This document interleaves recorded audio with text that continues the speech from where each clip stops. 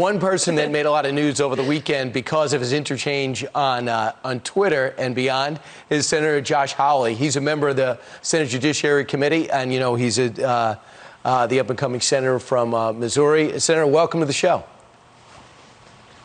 Thanks for having me. There's something going on in America right now, and it's defunding the police, and the ramifications are immediately felt. And they're being felt in New York, Chicago, Minneapolis, Portland, as well as Seattle. And that's off the top of my head. Are you surprised how swift the chaos has taken root? In a way, no, just because we've seen this before. We've seen this war on cops before. We've seen where it gets us. And what it does is when you announce an open season on cops, then it is normal, ordinary, everyday working people who get hurt. And that is exactly what we are seeing now. This defund the police thing is an absolute crisis. It is a travesty. It is the worst possible thing. We should be putting more police on the streets. We should be increasing officer pay. We should be giving more resources to cops to help them do this incredibly difficult job we ask them to do. And instead, the left wants to go in the opposite direction. And now we're seeing what happens.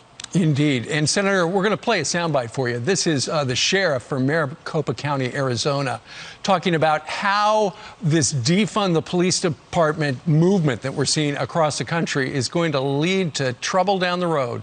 Here's Paul Penzone. If we continue to go about this issue as demonizing and criticizing law enforcement without limitations and not recognizing the dangers, the challenges, and the human elements, then we will live in a space that is lawlessness because you won't find good men and women willing to do this job. And that changes the entire dynamic of who we are as a nation. We live in a nation where there are laws intended to protect people, to include the community, protect everyone from people acting in a manner that is in conflict with our values or our principles or our laws, to include oftentimes when we see law enforcement actions that are deemed criminal in nature. Yet we still have to have men and women who are willing to do this job to keep a community safe, because there are bad people out there, there are violent people, and there are laws that need to be enforced.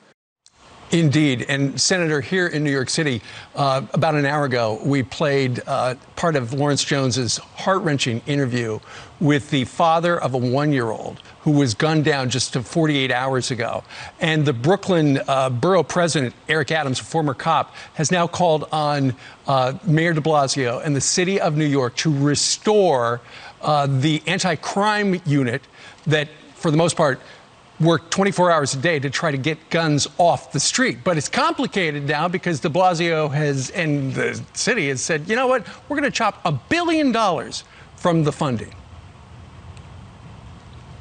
Yeah, it's incredible to see the left go after cops and to really cast aspersions on and to call into question the good character and good name of cops all over the country. And we're seeing this all over the country. Unfortunately, we're seeing crime in my own home state of Missouri spike in our major cities. Why? Because of this open season on cops. The job that we ask them to do, that we ask our cops to do, is tough enough without left-wing politicians calling into question their character, taking away their funding. And how is it, by the way, that you think cops are going to do their job better if you take away all of their resources? I mean, do you think it's going to go better for them if you say that you're not going to get funded, you're not going to get the equipment you need, you're not going to get the training you need? We should be doing just the opposite. That's exactly right, Senator. And we'd also like to get your thoughts on a situation that unfolded.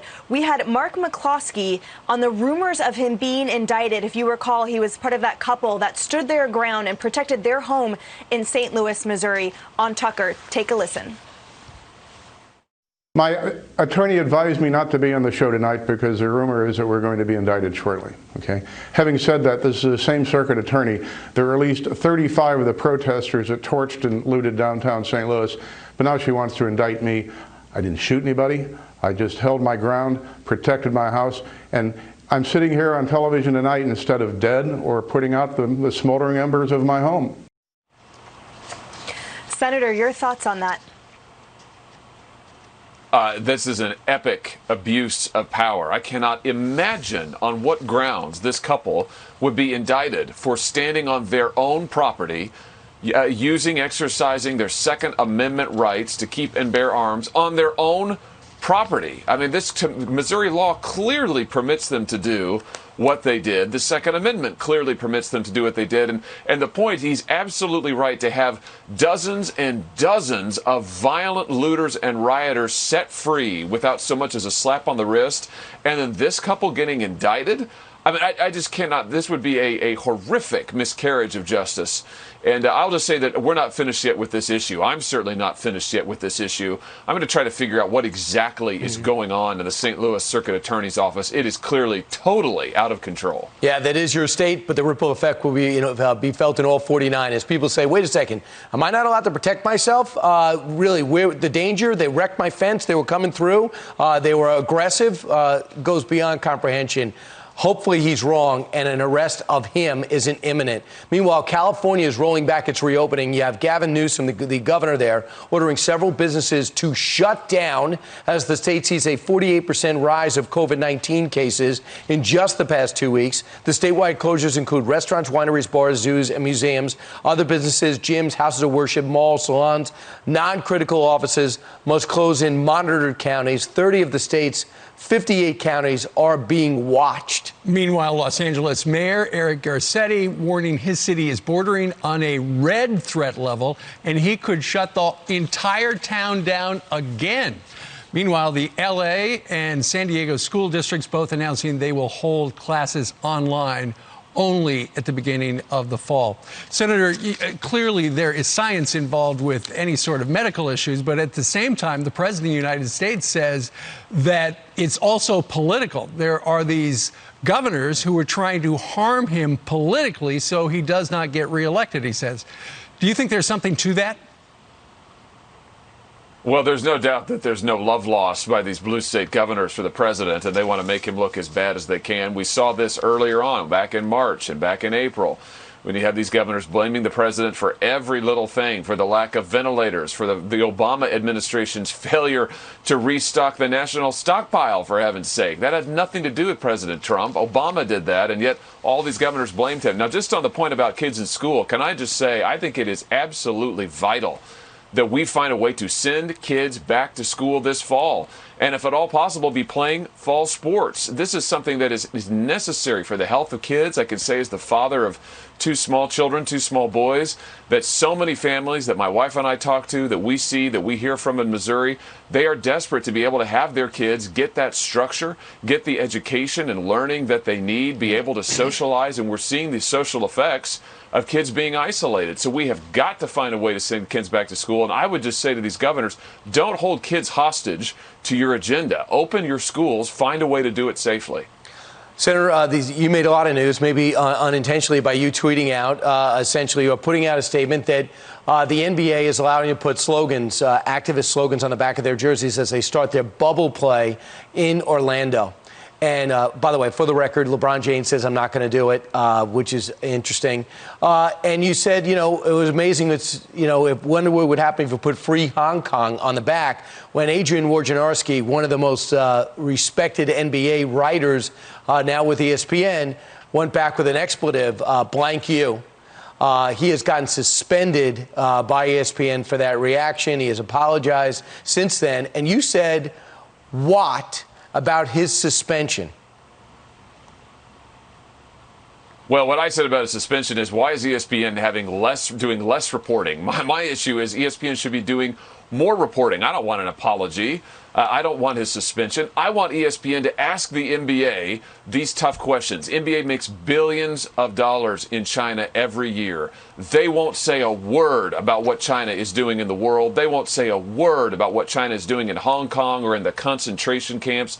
Why? Because the NBA makes so much money.